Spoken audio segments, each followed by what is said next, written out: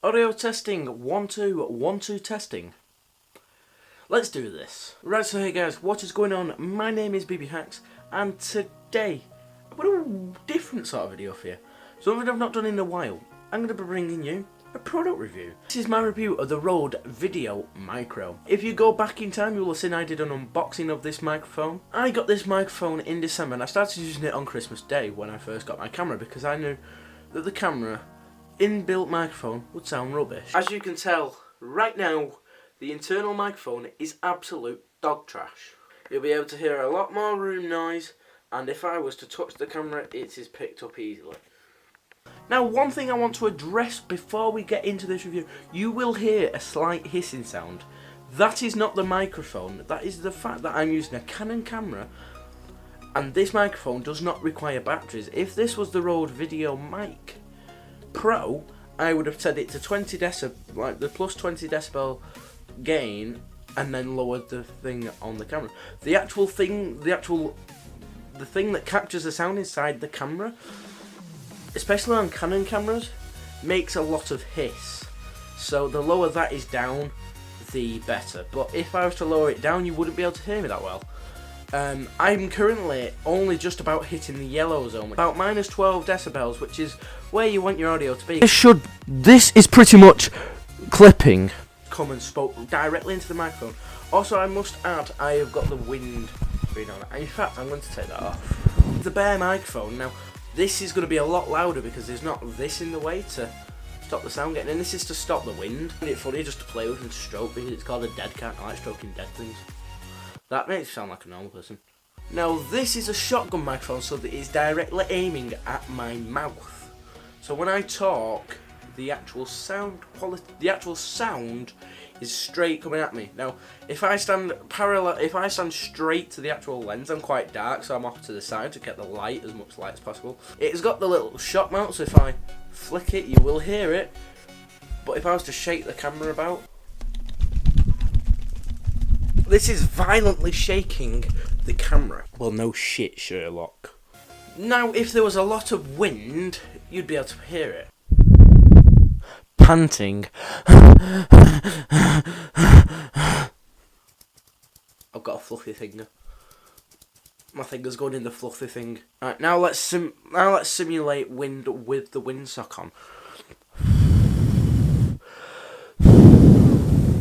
I'm blowing in the exact same spot, and it's not as loud, but it is still noticeable. But it's much better than having lots of cars driving past and you not being able to actually hear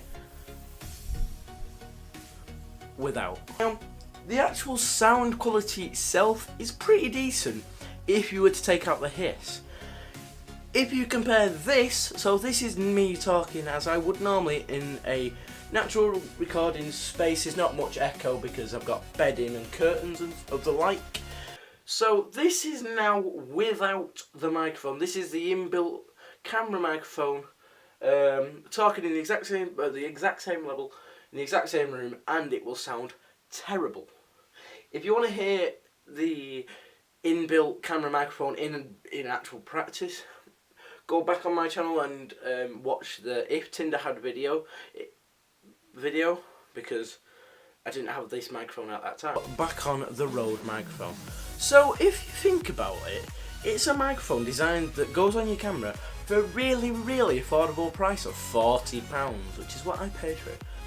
It's not much more, it's only double the price of this, but this, for starting out people who are just getting into it and doing this as a hobby, like myself, it's a perfect microphone because it picks up your voice nice and clear. Say if you're recording at a concert, it's not tinny, it sounds perfect. Other than the fact it doesn't run off batteries, even though that's an up and a down, because it doesn't run off batteries, which is a good thing because then you don't have to put batteries in it every 5 bloody minutes.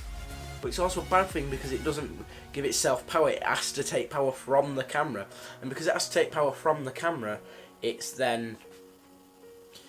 using the camera's amp, which isn't that good. That is why there's hiss. It's not the microphone, it's the camera's fault. So say, I don't know, I've never used a Nikon DSLR. Well, I have, but didn't like it, obviously. Oh well, So if I was to save up and get a Rode VideoMic Pro, which has a plus 20 decibel dB gain, which means I can have those settings lower on the camera. I have it like a notch above 1, or like the notch above 0, so it's only out by 1, so the sound is still clear, but it doesn't have that hiss. If you have enjoyed this review and you are now considering buying this camera, I'll leave a link down. Buying this microphone, I'll leave a link down in the description.